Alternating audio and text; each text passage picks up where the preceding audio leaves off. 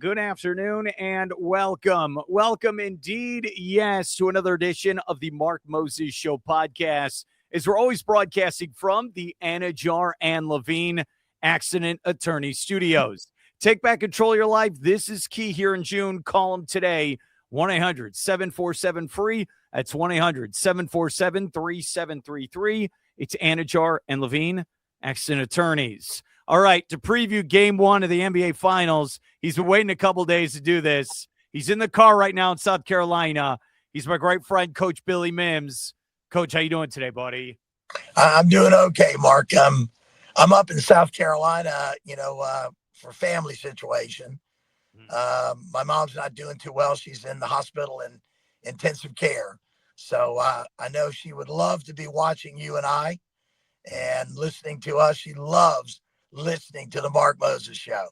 So, and I just hope all of our listeners today, wherever they are, will keep my mom, Esther Mims, in their thoughts and prayers. And hopefully very, very soon, she'll be out of the ICU and back listening to the Mark Moses Show, watching the NBA Finals and her all-time favorite, Atlanta Braves. She's the biggest Braves fan in the history of Major League Baseball. So please keep Esther Mims and our family in your thoughts and prayers. But I know she would want me to be here talking to you about the NBA Finals in game one, because if she could, she'd be watching it with us tonight. It's very nice what you said about your mother. Hey, hopes and prayers go out to her. We're all going to be rooting for her. And here's what we need to do. When she gets better, and she will get better, we're going to take her to a Braves game in Atlanta at the new stadium. That's what we need to do. Okay. That's enough to motivate her right there. She would absolutely love that. Yeah. You and I with her at a Braves game, that would be heaven on earth for her. Yeah, I'll tell your mom what I tell everyone. Anytime somebody has to go to the doctor or they got to do some type of surgery, I always tell them the same thing. I'm looking dead in the eyes and I go, hey, we need you for the playoffs. So you better get better. Okay. You're starting game 3 rotation. We need you. All right. On a lighter note, I thought of you during lunch. We went downtown and there was like a thrift store. So I walked in, and since you went to the NBA Finals in '98 against the Bulls and Jazz, and you saw one of the worst games ever played, by the way. and you know, that was my wife's first ever NBA game. So it's funny is this shirt was right there at the front. It was $6. I had to buy it. This is from The Last Dance. It is a Dennis Rodzilla Dennis Rodman NWO wrestling shirt. Because 98, remember from The Last Dance, that's when he skipped practice and he was out and he was on wrestling with Hulk Hogan. Remember, Bill Jackson's like, where's Dennis? He's with Hulk Hogan. What? Like, hey, this is funny because I'm going to tell you something else I bet you didn't know about Dennis Rodman. What? He played one game in British basketball in the BBL, where I used to coach, right? He played one game for the Brighton Bears down on the south coast of England, in Brighton, England. What? And guess who his coach was? It wasn't me, okay? But guess who his coach was with the Brighton Bears for one British Basketball League, BBL, professional game, standing room only, sellout crowd, Rodman on the court for the Brighton Bears. Guess who the coach was?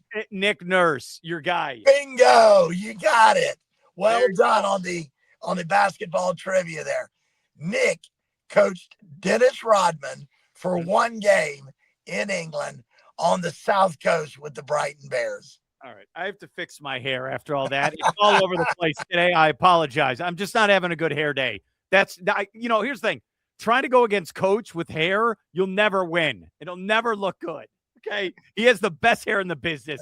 Him and the Godfather, Pat Riley. They're both up there. We're kind of similar hairstyles too, Yeah. And Pat and Rick Pitino's kind of similar. And, a few of us guys got great hair. Mine's just getting a little grayer these days, but it's still thick as ever. All right. I think I'm good now. If we went to hair and makeup. All right. I put this on X the other day and you responded. We will start with this because I am excited for the first time in a couple years. I'm very excited for this matchup.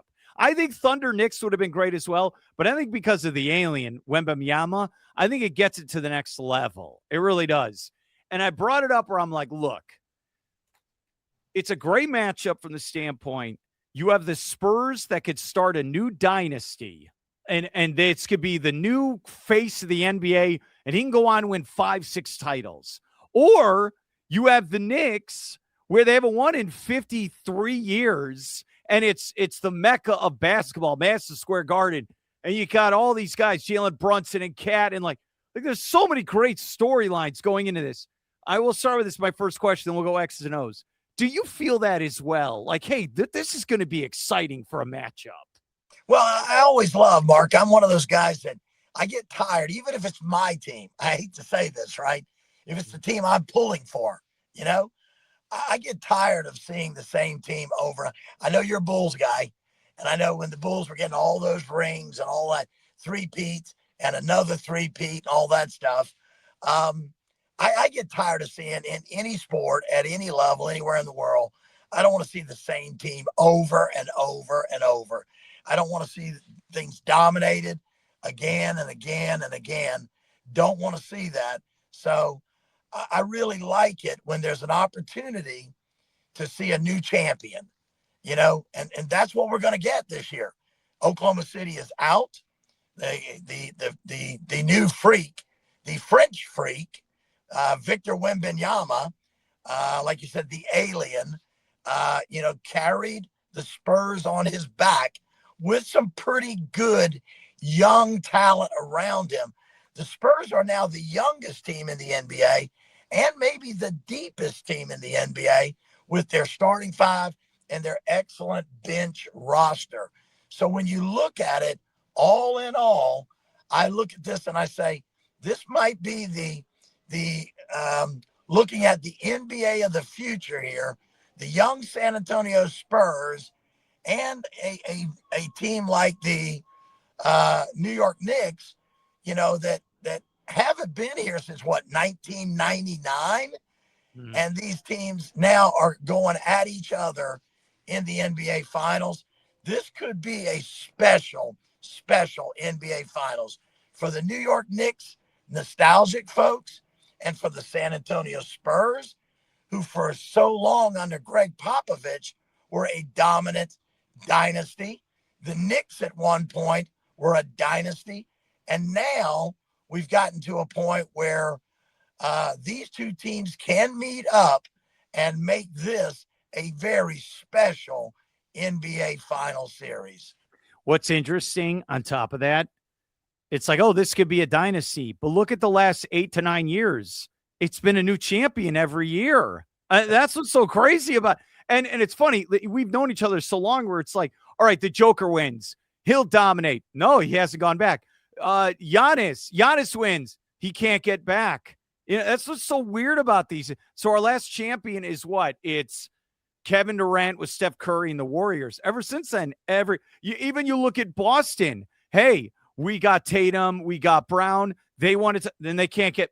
It's fascinating so even if Wembanyama wins this, you never know, and especially with his body, coach. I don't know if his body's going to hold up. He had to sit out last year with the blood clots, so you don't know. That's why, especially with the Knicks right now. Hey, you won 11 in a row, 12 in a row to get to the finals. This is it.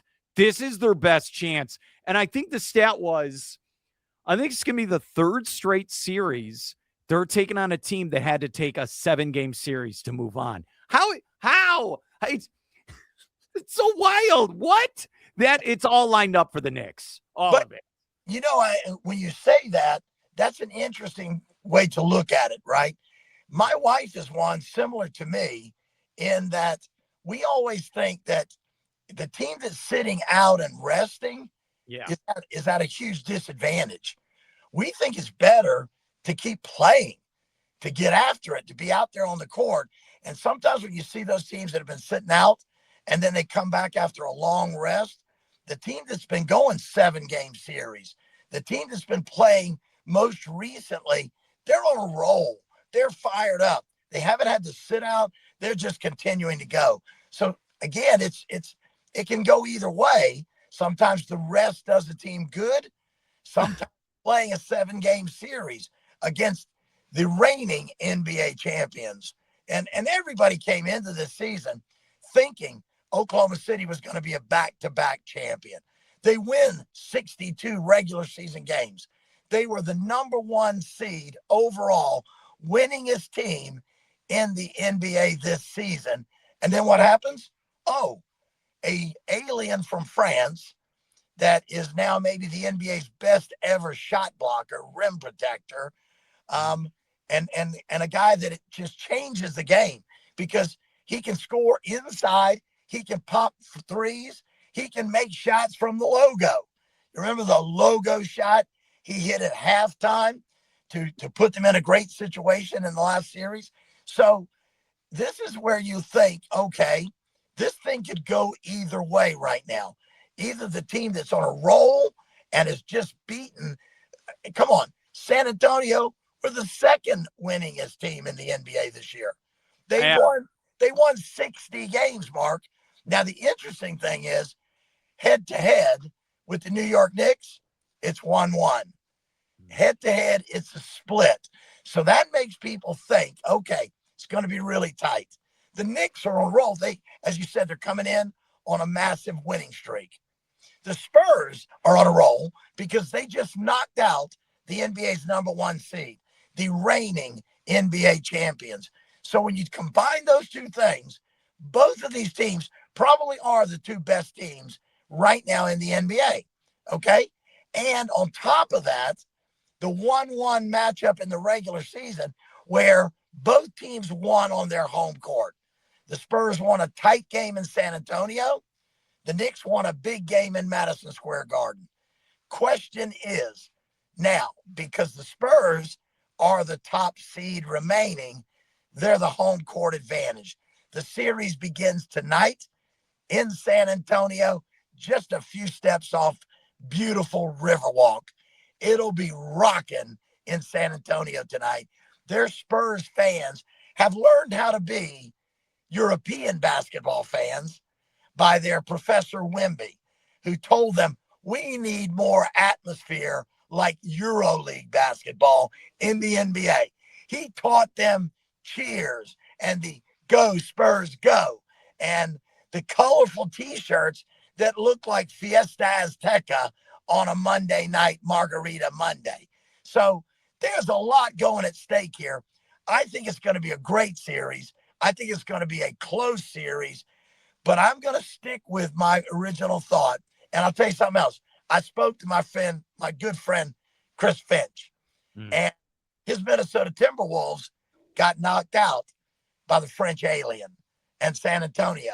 And I asked him, who's going to win now between 1 and 2 in the West, San Antonio or the reigning champ, the OKC Thunder?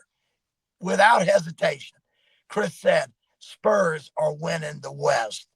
Then I said, well, what about the NBA Finals? Chris again said, the West is the best. And he said, Spurs will win it all. So if you look at it from that standpoint, I'm taking a current NBA coach who's coached against both teams. And he's told me, bet on the Spurs. Now, I'm not a betting guy, but I will say this. It's a tight series. They've each won one in the regular season. They've each won on their home court. Question is, can the Knicks win in San Antonio? We might find that answer out tonight. Maybe we don't. But I'm taking the Spurs in 7 with the home court advantage. Okay, a couple things. You forgot. They also have those nuns that go to the games at the Spurs. They got God on their side as well. They're bringing everything they can to the table here. Right. Here's my thing with San Antonio, and we saw this in Game 7. So with about 7 minutes to go, and you were sending me clips, the block, all those plays the Spurs made. What scares me about them is 7 minutes to go, Wemby didn't score down the stretch. It was the other guys. So what happens is with Wemby in the game, they could play this monster half-court offense and defense. But when he leaves the game, those young guys can go, oh, we can go open floor now. We can go up and down the court faster. It's like Wemby leaves the game, they don't miss a beat. They turn into this other team. So they come at you multiple ways. And, dude, I can't believe Sacramento just handed the Spurs DeAndre Fox. Just gave him to, you know what I mean? And then do you think that, like, they had 3 straight drafts where they picked in the top 4? Like, pretty much. So that one draft where Atlanta and Washington took the other 2 French guys and Stephen Castle was sitting there. Castle should have been the first pick to Atlanta. I mean, it's like, it's wild. Hey, it's funny how things happen, right? And yeah. I agree completely with you on that personnel situation, their draft situation, everything. I 100% agree with you. Hit the nail on the head there, Mark.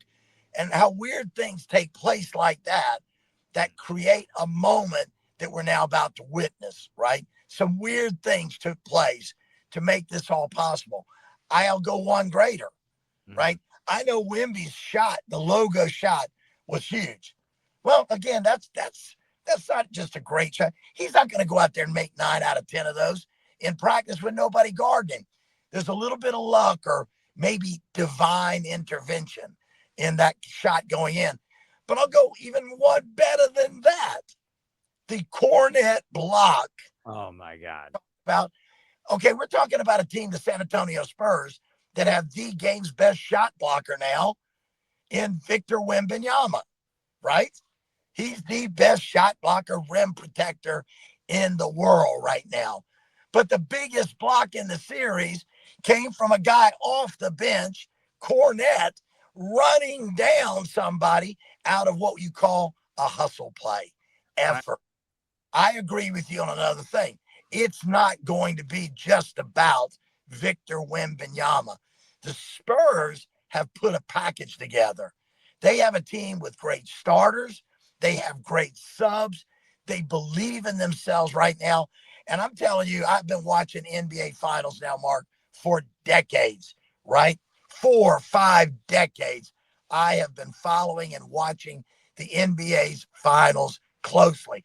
I've never in my lifetime seen a young man like the 22-year-old Victor Wembanyama show as much emotion as he did when they won Game 7 on the road in Oklahoma City against the reigning NBA champions.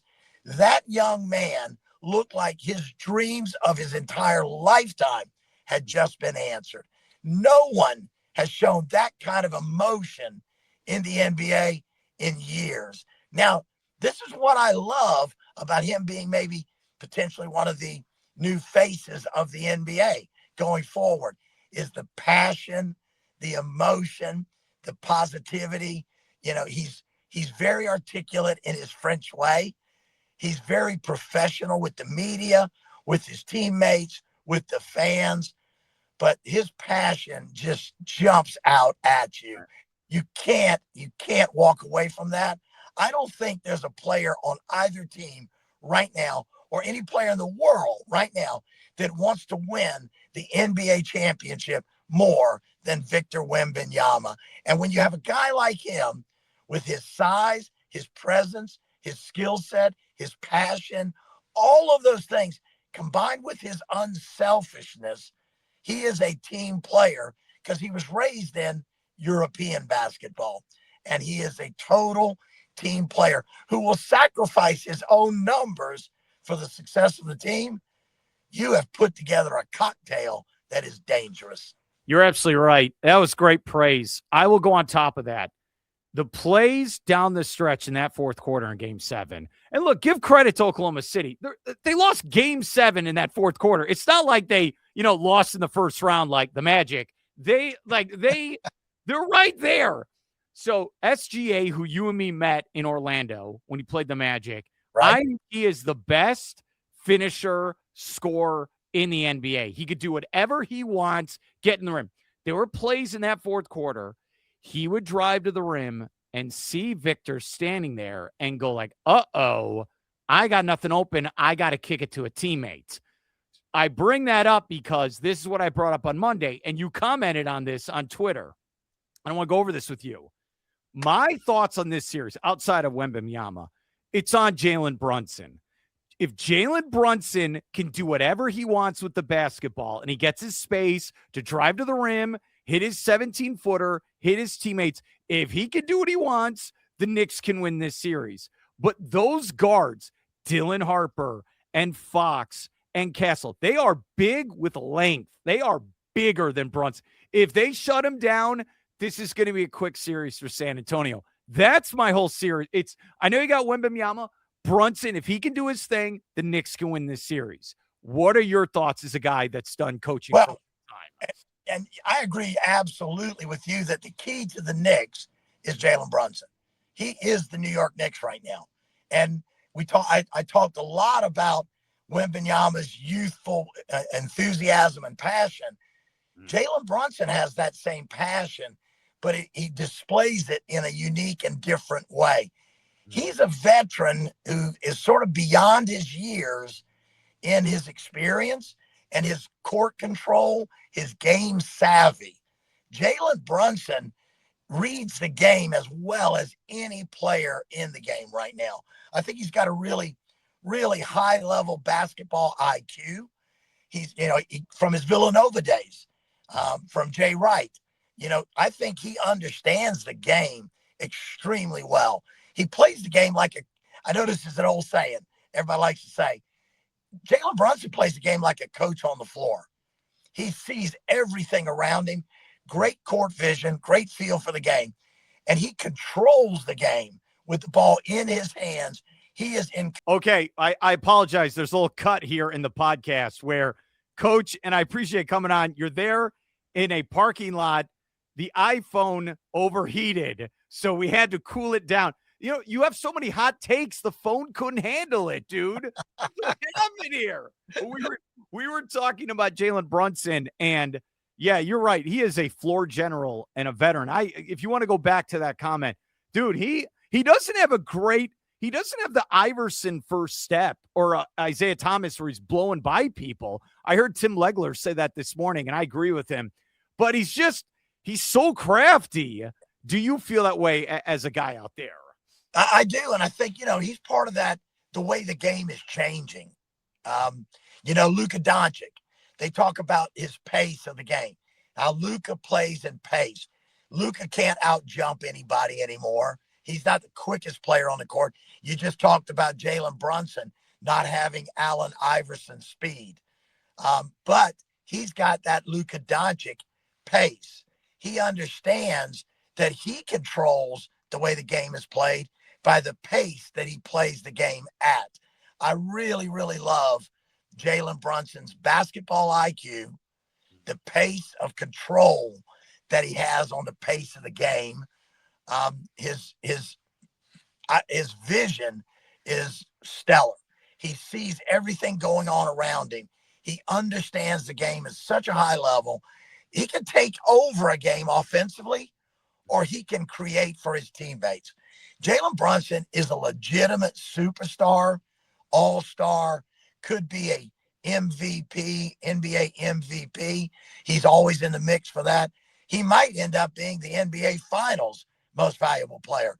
He is certainly always going to be a guy that the Spurs have to worry about. Now, let's think about two things, and then I'll give it back to you. But I want to say two. Go for it. Number one, so SGA was that same kind of point guard for OKC. SGA's the OKC leading scorer, Jalen Brunson. Knicks leading scorer. SGA, main ball handler for OKC, Jalen Brunson. Main ball handler for the New York Knicks. SGA loves to create contact and finish in traffic. Jalen Brunson, not afraid of contact, loves to finish in traffic. What did the Spurs do to limit SGA, especially in Game 7? They constantly were running 2 or 3 people at him when he had the ball. When he put it on the floor and tried to get to the paint, he was welcomed by a crowd of black and silver.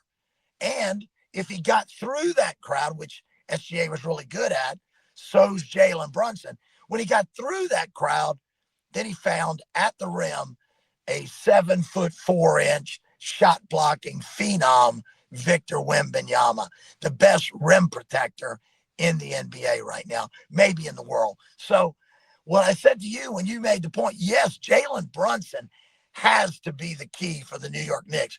And how he plays up or down is going to be the key, whether they win the series or not. But it's not all going to be down to Jalen Brunson. I think a lot of it will come into how the Spurs dictate the style of play of Jalen Brunson. They dictated a lot to SGA. They're going to try to focus on Jalen Brunson and dictate how he plays this 7-game series, hopefully 7-game series. And I think you're going to see when Brunson tries to attack from the perimeter to the paint, he's going to be greeted by multiple Spurs. They're not going to play Jalen Brunson one-on-one. And if he does get past a double team of Spurs, a trio, a triple team of Spurs, he's going to find Victor Wembanyama, Wemby, waiting at the rim. So I think they're going to try to make Jalen Brunson's life difficult. I would, and I believe they're going to say to the New York Knicks, yeah, Brunson's your guy. Okay, what if we stop Brunson? And how about if we say, okay, let someone else beat us? Who's that someone going to be? And do you have that someone? Because us, as the Spurs, we believe we do. And I think the Spurs can win it in multiple ways. I mean, it could be Stefan Castle carrying them in this series. Vassell could have a great series for them. Obviously, Wemby can dominate the series in multiple ways, triple-double after triple-double potential. So the question is Jalen Brunson going to be able to be Jalen Brunson in this series, or is someone else going to have to step up? They have Batman with the New York Knicks. Will Robin emerge in the series? That's why I say, look, Karl Anthony Towns is 500 times better on offense than Chet Holmgren, right? And he could shoot from the outside, which might open things up. You know what? This series is going to be fantastic. I'm ready for game one to see what all these different strategies are going to be. So let's end with this. Game 3, I said this on TV the other night. The series doesn't really start for me until we get to game 3 at the Garden. Okay? I told you in text you should sell your house so we can attend game 3. What was the joke they said? You can go to a finals game, or you could buy a 3-bedroom home in Oklahoma City. I want to be there with Timothy Chalamet, and I'm with Ben Stiller, and I bet you all the Kardashians show up. I am not kidding when I say this. Every celebrity is on the phone right now. How can I get to a game 3 or 4 at the Garden? And you can't go to the bathroom either. If you have to go, you go before the game or you go after it. You can't get up because you got to be shown on TV. Dude, where's your hookup? You have all these. Come on, we need to get you to the Garden. Hey, you know, one of my former players works hospitality, I believe, at Madison Square Garden for the New York Knicks. I coached Billy Singleton in Leicester, England. Billy played for St. John's University, was an all Big East player at St. John's, is a New York City native. For many years, he coached with the Gauchos, one of the top AAU basketball organizations, the New York Gauchos in the country. I wouldn't put it past Billy Singleton to be working game 3 and 4. Make the call, coach. We need the hookup. Hey, the question is this. It will be a who's who of superstar royalty from Hollywood to every sport on the planet. Everyone will want to be. And why is that, Mark? Because game 3 will be at MSG, and it is also known as the Mecca of the sports world. Why? Because some of the biggest basketball games in NBA history have been played in Madison Square Garden. But also, Mark, some of the biggest heavyweight boxing fights in NBA history have been in the Garden. Some of the biggest singers and songwriters and bands on the planet have performed in Madison Square Garden.